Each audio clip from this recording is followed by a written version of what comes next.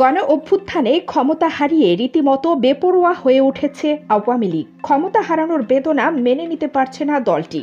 আইন শৃঙ্খলার শিথিলতার সুযোগে বরং দেশকে অস্থিতিশীল করে তুলছে তারা। দেশকে অরাজক পরিস্থিতিতে ঠেলে দেওয়ার জন্য ভয়ঙ্কর এক ছক এঁকেছে আওয়ামী লীগ। সেই ছক অনুযায়ী একের পর এক তারা নানা অঘটন ঘটিয়েই চলছে।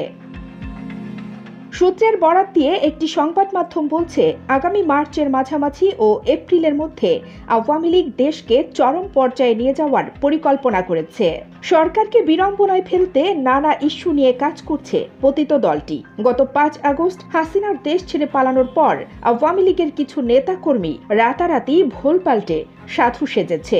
এরা বিভিন্ন গ্রুপের সাথে মিশে গিয়ে এখন মাঠে নেমেছে আইন শৃঙ্খলা পরিস্থিতির অবনতি ঘটানোর জন্য। সূত্র বলছে, আগামী মধ্য এপ্রিলের মধ্যে দেশকে চরম অসহিষ্ণু পর্যায়ে নেয়ার জন্য আওয়ামী লীগের বিভিন্ন উইং মাঠে কাজ করে চলছে। তাদেরকে সহায়তা দিচ্ছে প্রতিবেশী দেশ ভারতের গোয়েন্দা সংস্থা র। দেশের আইন শৃঙ্খলা পরিস্থিতির অবনতি ঘটানো থেকে শুরু করে কিছু দিবস কেন্দ্রিক বিতর্ক সৃষ্টির মাধ্যমে আন্তর্জাতিক অঙ্গনে দেশের ভাবমর্যাদা ক্ষুণ্ণ করতে চায় আওয়ামী লীগ। 7 মার্চের শেখ মুজিবের ভাষণকে 2017 সালের 30 অক্টোবর ইউনেস্কো ডকুমেন্টারি হেরিটেজ হিসেবে স্বীকৃতি দেয়। গত বছর পর্যন্ত ব্যাপক আয়োজনে 7 মার্চের ভাষণ প্রচার করে আওয়ামী লীগ। এবার দেশে আওয়ামী লীগ না থাকার কারণে এই ভাষণ কেউ শুনবে কিনা সন্দেহ। এবার কোনো আয়োজনও থাকবে না 7 মার্চ। এটা বড় করে দেখিয়ে আন্তর্জাতিকভাবে বাংলাদেশকে হেয় করার পরিকল্পনা রয়েছে আওয়ামী লীগের। এখন পর্যন্ত আওয়ামী লীগ তার পক্ষে আন্তর্জাতিক কোনো গণমাধ্যমের প্রচার প্রচারণা পায়নি। এই 7 মার্চকে কেন্দ্র করে আওয়ামী লীগ নিজের পক্ষে প্রচার প্রচারণা পেতে চায় আন্তর্জাতিক গণমাধ্যমে। আওয়ামী লীগ পয়লা বৈশাখকেও টার্গেট করেছে। ওই দিন মঙ্গল শোভাযাত্রার বিষয়টি ইউনেস্কো স্বীকৃতি দিয়েছে। এবারের এই পুতুল শোতে কেউ বাধা দিলে সেটা বড় করে বিশ্ব মিডিয়ায় প্রচারের পরিকল্পনা রয়েছে আওয়ামী লীগের। ইউনেস্কোর স্বীকৃতি থাকায় এই বিষয়টির প্রতি আওয়ামী লীগ জোর দিচ্ছে, যাতে দেশকে বহির্বিশ্বে হেয় করা যায়।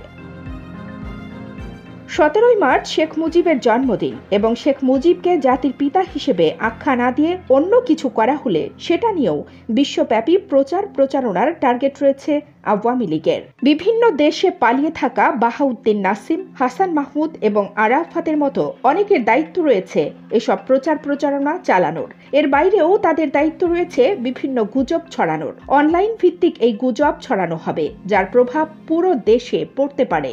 এছাড়া মোরাল ভাঙা, টুঙ্গিপাড়ায় কোনো হামলার ঘটনা ঘটলে আওয়ামী লীগ ভিকটিম সেজে বিশ্বে প্রচার প্রচারণা চালানোর চেষ্টা চালাবে। 14 এপ্রিল পহেলা বৈশাখের অনুষ্ঠানে কোনো হামলা হলে সেখানে বাংলাদেশে উগ্রবাদের উত্থানের একটি প্রচার প্রচারণা চালানোর টার্গেট রয়েছে আওয়ামী লীগের। সেক্ষেত্রে তারা নিজেরাই তৌহিদি জনতা সেজে এই হামলা চালানোর চক্রান্ত রয়েছে বলে জানা গেছে। ইতোপূর্বে গাজীপুরের সাবেক মেয়র জাহাঙ্গীরের একটি অডিও ব্যাপকভাবে প্রচার হয়। ওই অডিওতে শোনা গেছে তার বাহিনী প্রস্তুত রয়েছে। ঢাকার মানুষকে রাতের বেলায় তো নয়ই, দিনের বেলায়ও ঘুমোতে দেওয়া হবে না। একাধিক সূত্র বলেছে, ঢাকার আইন শৃঙ্খলার অবনতির পেছনে এই বাহিনীর বিশাল এক যোগসাজশ রয়েছে। কানিস ফাতেমা, নিপা, খবর সংযোগ।